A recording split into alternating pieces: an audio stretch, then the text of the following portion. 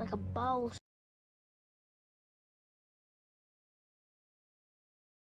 What is what inspired mastery? Where did that come from? That because that book, the further I get into it, the more profound it gets. I mean, how did you come up with that?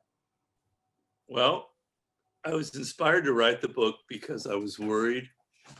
Um, I think people had a kind of a misconception about what it takes to be good at something, to be creative.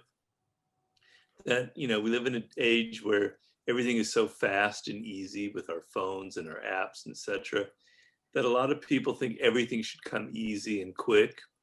So I was very worried, particularly about young people who I don't think are getting the right kind of advice from mentors and people who have had years of working in a field. And the idea is, everybody wants things to be quick and easy, as if they're a shortcut to mastering a subject. And I wanted to write the book to remind people that that's not how the brain works.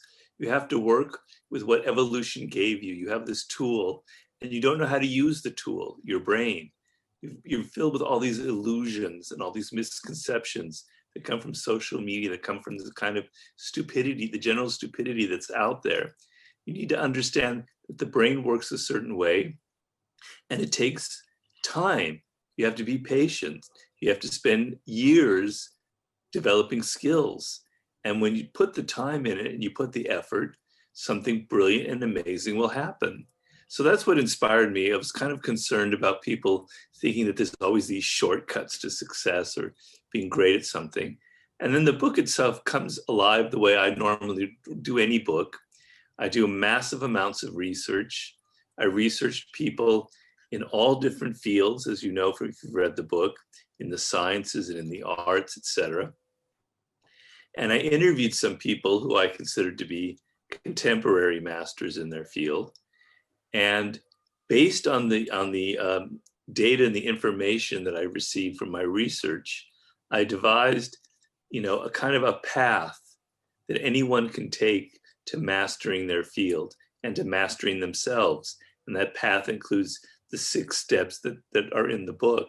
So all of my books are sort of an organic process that come through the research. And that sort of was the genesis for mastery.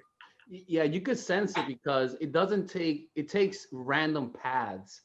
Like it just goes in random directions that doesn't make, you wouldn't expect it, but it blows your mind when you listen to it. Like the dimensional mind. That's like, that chapter is so profound. It's like, what? Oh, thank you. It's like, how the hell did you come up with that? I don't know, it's just part of my own weirdness. Yeah. Do you feel like it was another person who wrote that, looking at it from this perspective now? Oh, no. No? Yeah, it was me.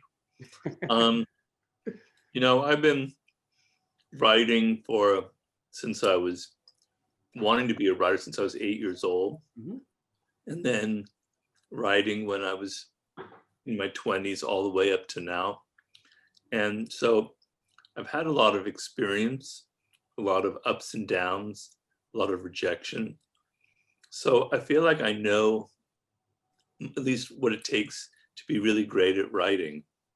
And so the book is kind of a distillation of research and my own experiences. So these things are felt.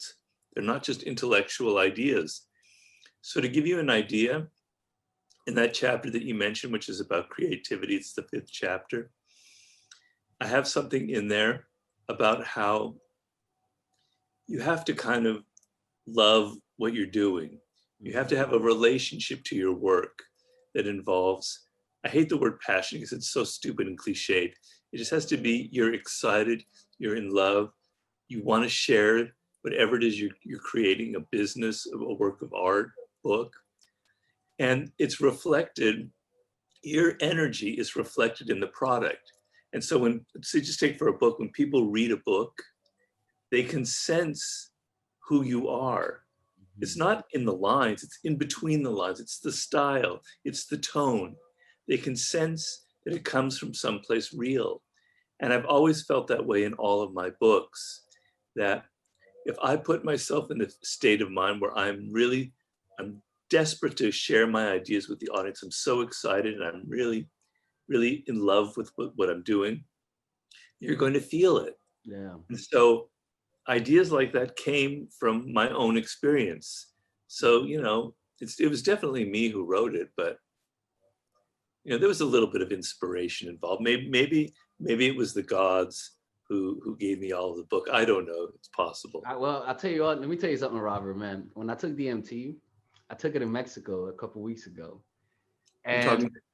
DMT. I took DMT a couple weeks ago in Mexico, and when I take it, they speak to me like the beings or your subconscious. You don't. Who knows? They speak to me, and I remember asking them, and I was like, DMT, whatever the fuck his name was. Am I more curious than Leonardo da Vinci? And then they were like, no, you're not, like making fun of me. They were like, no, you're not. And then he was like, then he starts talking about different masters, and he brought up David Blaine, right? And then he brought up you, and they were like, Who is this? it's when when you take you don't know what David Blaine or the No, DMT. the person who said this. It's just I don't know. It's like either spirits, the DMT entities. I don't know, but Oh, they talked about that you're one of the modern day masters, and I believe that your books, hundreds of years from now, will be regarded in the same light as the Prince, without a doubt. I mean, come on, oh. like in hip hop, your power, that book power, is like a cult like thing. Come on, man.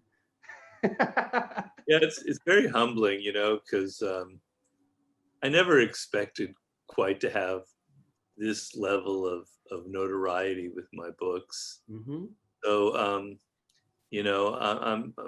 pretty honored. But when you say things like that, I don't take it for granted.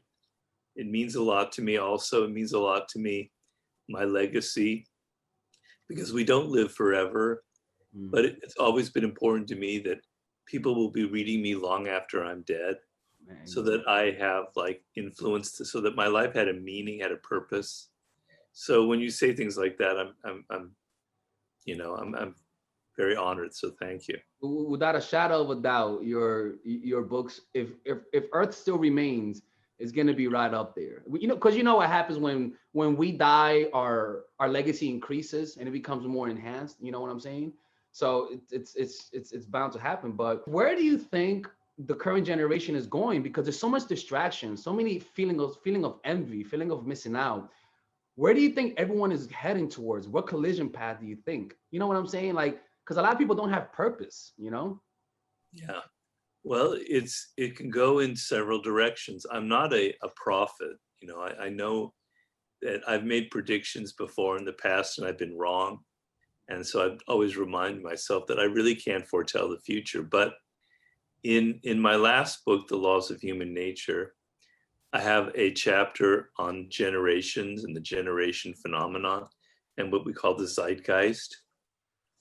And we notice that there are patterns throughout history, that generations tend to follow this certain pattern where there will arise a generation is about 20 years, 23 years, and there'll arise a generation that creates some kind of revolution. It could be political, it could be in the arts, it could be cultural, where they overturn the way the direction the world is going. And then the subsequent generation is trying to kind of hold on to what the previous generation created. They're kind of more conservative. They're trying to sustain the spirit and the revolution that went on, but some of that spirit is starting to dim as people are trying to just simply hold on to what was already created. And then a third generation comes up that's even more conservative and kind of dogmatic. And it's all about these principles that are set in stone.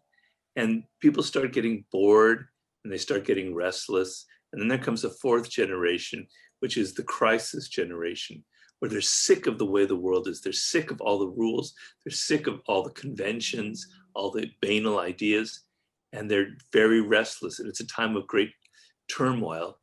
And it leads to the next revolution, the next generation that creates revolution.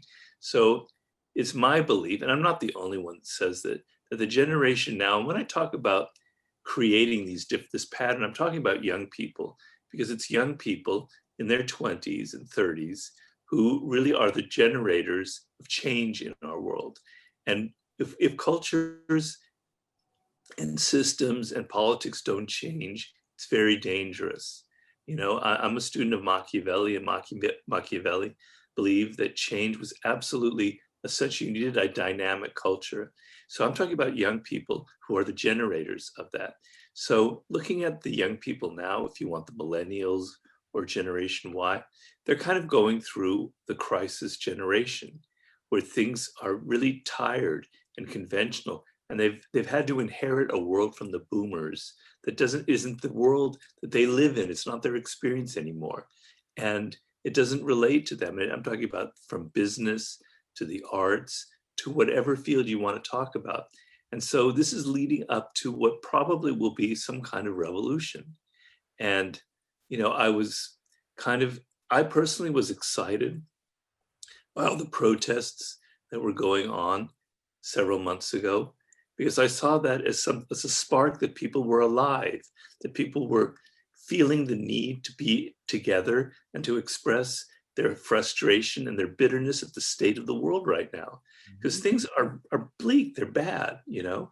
Here in California, you know, between the fires and the pandemic and everything, it's looking apocalyptic. So young people I feel are at a turning point. They're inundated with social media to the point where it's damaging their minds. I think social media is like candy. It can rot your brain. It can rot your system. It has many factors, some factors that are good, but some factors that are negative, like you talk about envy, etc., and tribalism. And it's my belief, the optimist in me believes that there's something in the human spirit that cannot stand what's becoming of us, how our minds are so narrow and constricted right now. So I'm hoping that young people, particularly the generation coming up, are going to create something new, are going to create a political system, an economic system that reflects more of who they are and what they need. And I will be so excited if that happens because I'm on their side. Wow, that's insane.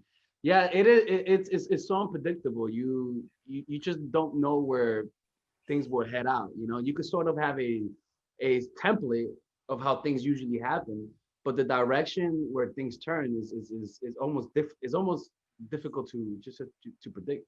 You know, Yeah, what's crazy. I'm sure I'll be wrong. You know, I've been wrong before, so just take that, you know.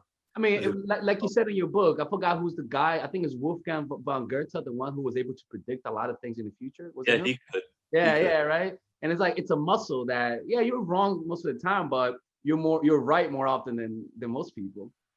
Well, you can feel something in the air, and I can feel a general restlessness that is going on, even among older people.